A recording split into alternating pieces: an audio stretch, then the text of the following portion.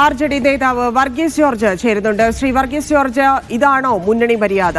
മന്ത്രിസഭാ യോഗത്തിൽ കെ രാജനെ അവഗണിക്കുന്നു, അദ്ദേഹം പറഞ്ഞ കാര്യം ചെവി കൊടുക്കുന്നില്ല. അടുത്ത ദിവസം CPM-ന്റെ സംസ്ഥാന സെക്രട്ടറി MV ഗോവിന്ദൻ എന്ത് CPI എന്ന് ചോദിച്ച് ചിരിച്ചുകൊണ്ടുപോകുന്നു. അതിന്റെ അടുത്ത ദിവസം വൈകുന്നേരം വിദ്യാഭ്യാസ സെക്രട്ടറി പോയി ഒപ്പിടുന്നു. ഇങ്ങനെയാണോ മുന്നണി മര്യാദ? ഇത് ധാരാളം മാനങ്ങൾ ഉൾക്കൊള്ളുന്നതാണ്. വിദ്യാഭ്യാസം കൺകറന്റ് ലിസ്റ്റിൽ പ്രത്യേകിച്ചും കേന്ദ്രത്തിനും സംസ്ഥാനത്തിലും ഒരുപോലെ നിയമനിർമ്മാണം നടത്താൻ അധികാരമുള്ള സ്ഥിതിക്ക് ഈ വിഷയം PM ശ്രീയിൽ ഒപ്പിടുന്നതിന് മുമ്പ് കേരളത്തിലെ സംസ്ഥാന സർക്കാർ സുപ്രീം കോടതിയെ സമീപിക്കണമായിരുന്നു.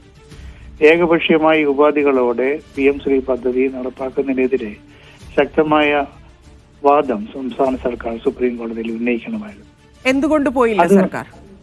അത് കൊണ്ടുപോയില്ല. അത് കൊണ്ടുപോകാതെ നമ്മൾ അതിനകത്ത് ഒപ്പിടുമ്പോൾ അതിനൊട്ടേറെ പ്രത്യാഘാതങ്ങളുണ്ട്. അതിന്റെ ഏറ്റവും പ്രധാനപ്പെട്ട പ്രത്യാഘാതം ദേശീയ വിദ്യാഭ്യാസം നടപ്പിലാക്കണം എന്നുള്ളതാണ്. ഞങ്ങളുടെ പാർട്ടി ഒരിക്കലും ദേശീയ വിദ്യാഭ്യാസ നയം അംഗീകരിച്ചിട്ടില്ല. കാരണം അങ്ങേയറ്റം പ്രതിലോമകരവും അന്ധവിശ്വാസം നിറഞ്ഞതും അത് ഭൂതകാലത്തേക്ക് നമ്മുടെ കണ്ണുകളെ കൊണ്ടുപോകുന്നതുമാണ്. ഈ ദേശീയ വിദ്യാഭ്യാസ നയം രൂപീകരിക്കുമ്പോൾ ഇന്ത്യയിലെ ഒരു സ്റ്റേറ്റ് ഗവൺമെന്റിനോടും ആലോചിച്ചിരുന്നില്ല. സംസ്ഥാനങ്ങളോട് ആലോചിക്കാതെ ഏകപക്ഷീയമായിട്ട് നടപ്പാക്കിയാണ് ദേശീയ വിദ്യാഭ്യാസ നയം. ആരാണ് ഈ ദേശീയ വിദ്യാഭ്യാസ നയം എഴുതിയതെന്ന് പോലും അറിയത്തില്ല. നേരത്തെ നമുക്ക് ധാരാളം വിദ്യാഭ്യാസ നയം അതിനെ ഒന്നാമത് നിന്ന് എതിർക്കേണ്ടവരല്ലേ നമ്മൾ. ഇപ്പം തമിഴ്നാട്ടിൽ സംഭവിച്ചത് നമുക്കറിയാം. അവർ നിയമപരമായിട്ട് എങ്ങനെ അതിനെ നേരിടുന്നു എന്ന് നമുക്കറിയാം. അവർ അവകാശങ്ങൾ എങ്ങനെ വാങ്ങിയെടുക്കുന്നു എന്നുള്ളത് നമ്മൾ കാണുകയാണ്.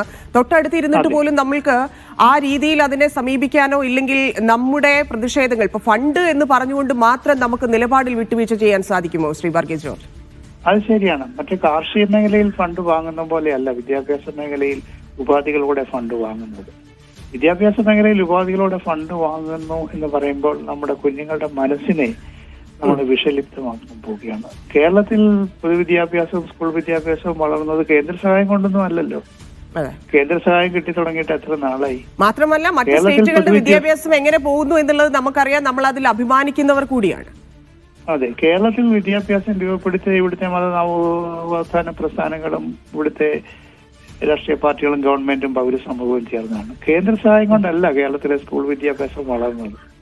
അപ്പോൾ കേവലം 1500 കോടി രൂപയ്ക്ക് വേണ്ടി നമ്മൾ അങ്ങേയറ്റം പ്രതിലോമകരമായ ഈ ദേശീയ വിദ്യാഭ്യാസ നയത്തിന് വേണ്ടി നമ്മൾ തീരുമാനിക്കുമ്പോൾ അത് കേരളത്തിലെ വിദ്യാഭ്യാസ മേഖലയെ വളരെ ബാധിക്കും. മറ്റു മേഖലകളിൽ വായ്പ വാങ്ങുന്ന പോലെയല്ല ഉപാധിയോടെ ഈ വായ്പ വാങ്ങുന്നത്. അതുകൊണ്ട് ഈ ദേശീയ വിദ്യാഭ്യാസ നയം എന്ന് പറയുന്നത് സ്റ്റേറ്റ് ഗവൺമെന്റുകൾക്ക് സ്വീകാര്യമേ അല്ല. നേരത്തെ നമുക്ക് എത്രയോ കമ്മീഷനുകൾ ഉണ്ടായിരുന്നു. Doctor Kothari commission, Radhakrishnan commission, Ajay Ramamurthy commission. ആ കമ്മീഷനുകളൊക്കെ വലിയ മാനവികതയും വിശ്വസാഹോദര്യവും സർവ്വദേശീയതയുമാണ് പറയുന്നത്.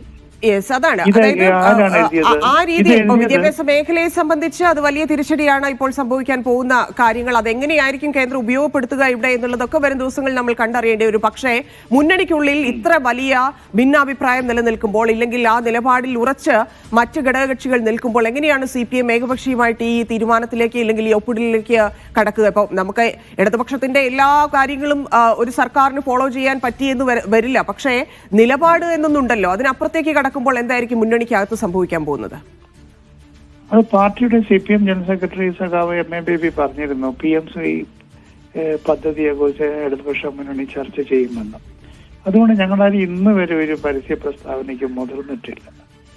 പക്ഷേ ഇന്നലെ രാത്രിയാണ് അറിയുന്നത് പദ്ധതിയിൽ ഒപ്പിട്ടു എന്ന്. ഞങ്ങൾ എല്ലാ കാലത്തും എടുത്തിട്ടുള്ള രാഷ്ട്രീയ നിലപാട് നയപരമായ കാര്യങ്ങൾ മുന്നണിയിൽ ചർച്ച ചെയ്യണം. ദൈനംദിന കാര്യങ്ങൾ ചർച്ച ചെയ്യണ്ട. നയപരമായ കാര്യങ്ങൾ മുന്നണിയിൽ ആദ്യം ചർച്ച ചെയ്യണം, പിന്നീട് അത് ക്യാബിനറ്റിൽ കൊണ്ടുപോകണം എന്നാണ്. അത് നടന്നിട്ടില്ല. നല്ലതെന്ന് ശ്രീ വർഗീസ് ജോർജ് പ്രതികരിച്ചതിന്. RJD നേതാവാണ്. ഘടകകക്ഷികളുടെ അഭിപ്രായങ്ങൾ കൂടി പുറത്തു വരുന്നു എന്നുള്ളതാണ്. CPI ഉറച്ചു നിൽക്കുന്നത് പോലെ ആരൊക്കെ ഈ നിലപാടിൽ മുന്നണിക്കകത്ത് ഉറച്ചു നിൽക്കുന്നു എന്നൊക്കെയുള്ള കാര്യങ്ങളിൽ കൂടുതൽ വ്യക്തത വരികയാണ്. അത് വലിയ പ്രതിഷേധത്തിന് കാരണമാകാനുള്ള സാധ്യതയും കാണുന്നു. ഇതിനെ എങ്ങനെയായിരിക്കും CPM നേരിടുക എന്നുള്ളതാണ്. വിജിൻ വായന്തോട് ചേരുന്നുണ്ട്. വിജിൻ, തുടക്കത്തിലെ നമ്മൾ പറഞ്ഞതുപോലെ ഇതിൽ സമ്മർദ്ദത്തിലായിരിക്കുന്നത്, നിലപാടിൽ ഉറച്ച് ഘടകകക്ഷികൾ നിൽക്കുമ്പോൾ സമ്മർദ്ദത്തിലാവുന്നത് സ്വാഭാവികമായിട്ടും CPM ആണ്. CPM-നാണ് ഇത് പ്രതിരോധിക്കേണ്ട സാഹചര്യം. സാഹചര്യം വരുന്നത്? ഇതെങ്ങനെയാണ് ഇവരെ പറഞ്ഞ് മനസ്സിലാക്കുക എന്തൊക്കെയുള്ളതിലേക്ക് ആലോചനകൾ കടന്നു എന്ന് മനസ്സിലാക്കുന്നു. പേപ്പേഴ്സൊക്കെ അവിടെ AK സെന്ററിൽ എത്തിയിട്ടുണ്ട്. ഇനിയുള്ള കൂടിയാലോചനകൾ എങ്ങനെയായിരിക്കും? വൈകുന്നേരത്തിനുള്ളിൽ ഈ വിഷയത്തിൽ നിലപാട് അറിയിക്കുക മാത്രമല്ല ഇത് പറഞ്ഞ് മനസ്സിലാക്കുക എന്നൊരു കാര്യം കൂടിയുണ്ട്. നിലപാട് എന്തുകൊണ്ട് മാറ്റി എന്നുള്ളത്, അതിൽ എങ്ങനെ തയ്യാറെടുക്കുന്നു CPM? തന്നെ എന്തായാലും CPM-ന്റെ സംസ്ഥാന സെക്രട്ടേറിയറ്റ് യോഗം ആരംഭിച്ചു കഴിഞ്ഞിട്ടുണ്ട്. ഞാൻ നേരത്തെ സൂചിപ്പിച്ചതുപോലെ മന്ത്രി V. ശിവൻകുട്ടിയുടെ ഓഫീസിലെ ഫയലുകൾ, ഈ PM3യിൽ ഒപ്പിട്ടതുമായി ബന്ധപ്പെട്ട ഫയലുകൾ, അതിൽ പറയുന്ന നിബന്ധനകൾ ഉൾപ്പെടെയുള്ള കാര്യങ്ങൾ ഇന്ന് സെക്രട്ടേറിയറ്റ് യോഗത്തിൽ ചർച്ച ചെയ്യും. അതിനുശേഷം MV ഗോവിന്ദൻ ബിനോയ് വിശ്വവുമായി സംസാരിക്കുകയാണ് ചെയ്യുക. അങ്ങനെ ഒരു അനുനയത്തിലേക്ക് കാര്യങ്ങൾ കടക്കാമെന്നുള്ളതാണ് CPM ആലോചിക്കുന്നത്. നേരത്തെ തന്നെ ഇക്കാര്യത്തിൽ ഇടപെട്ടതായിരുന്നു എന്നുള്ള അഭിപ്രായം CPM-ന്റെ അഖിലേന്ത്യാ ജനറൽ സെക്രട്ടറി ഉൾപ്പെടെ പ്രകടിപ്പിച്ചിട്ടുണ്ട്. അതായത് LDF-ലോ ഒപ്പം തന്നെ മന്ത്രിസഭാ യോഗത്തിലോ ചർച്ച ചെയ്ത് വേണമായിരുന്നു തീരുമാനമെടുക്കാൻ എന്നുള്ള ഒരു നിലപാടാണ് CPM-ന്റെ മുതിർന്ന നേതാക്കൾ ഒക്കെ എടുത്തത്. പക്ഷേ അവരോടൊന്നും ആലോചിക്കാതെ ഇത്തരത്തിലൊരു തീരുമാനത്തിലേക്ക് പോയത്. ഒരു 1500 കോടി രൂപ എന്ന് പറയുന്നത് അത് ഒരു ബദൽ നയം ഉയർത്തിപ്പിടിക്കുന്ന സംസ്ഥാനത്തെ സംബന്ധിച്ചിടത്തോളം അത് മറ്റേതെങ്കിലും തരത്തിലുള്ള പോരാട്ടത്തിലൂടെ നേടിയെടുക്കേണ്ടതായിരുന്നു എന്നുള്ള അഭിപ്രായമാണ് LDF-ലെ ഘടകകക്ഷികൾ ഒക്കെ പറയുകയും ചെയ്യുന്നത്. അതിന്റെ അടിസ്ഥാനത്തിൽ സ്വാഭാവികമായും ഒരു പരസ്പരം സംസാരിച്ച് വേണമായിരുന്നു തീരുമാനം എന്നുള്ള നിലപാടിലേക്കാണ് ബാക്കി എല്ലാവരും എത്തുന്നത്. ആ ഒരു സാഹചര്യത്തിലാണ് എന്തായാലും നിലവിൽ ഇന്നത്തെ സംസ്ഥാന സെക്രട്ടേറിയറ്റ് യോഗത്തിന് ശേഷം MV ഗോവിന്ദൻ തന്നെ ബിനോയ് വിശ്വവുമായി സംസാരിക്കുകയും ഇക്കാര്യത്തിൽ ഇങ്ങനെയൊരു ഒപ്പിടാനുണ്ടായ സാഹചര്യം വിശദീകരിക്കുകയും ഒക്കെ ചെയ്യും. കടുത്ത നിലപാടിലേക്ക് എന്തായാലും CPI-യോ മറ്റ് ഘടകകക്ഷികളോ പോകില്ല എന്നുള്ളൊരു പ്രതീക്ഷയിൽ തന്നെയാണ് നിലവിൽ CPM ഉള്ളത്. കഴിഞ്ഞ പല വിഷയങ്ങളിൽ ഒക്കെ CPI കടുത്ത നിലപാട് സ്വീകരിച്ചിട്ടുണ്ടായിരുന്നു. പക്ഷേ അതെല്ലാം മുഖ്യമന്ത്രി ഉൾപ്പെടെയുള്ളവർ ഇടപെട്ട സാഹചര്യത്തിൽ തണുപ്പിക്കാൻ കഴിയുന്ന നിലയ്ക്ക് ഉണ്ടായിട്ടുണ്ട്. അതിന്റെ അടിസ്ഥാനത്തിൽ തന്നെയാണ് CPM ഇങ്ങനെയൊരു ആലോചനയില്ലാതെ തീരുമാനത്തിലേക്ക് പോയത്. എന്തായാലും കഴിഞ്ഞ തവണയൊക്കെ CPI പലതരത്തിലുള്ള കടുത്ത നിലപാടുകളും സ്വീകരിച്ചത് അത് മന്ത്രിസഭാ യോഗത്തിൽ നിന്ന് വിട്ടുനിൽക്കുകയും LDF യോഗത്തിൽ പോകാതെയും ഒക്കെയുള്ള നിലപാടുകൾ മുമ്പ് പല വിഷയങ്ങളിലും CPI സ്വീകരിച്ചിരുന്നു.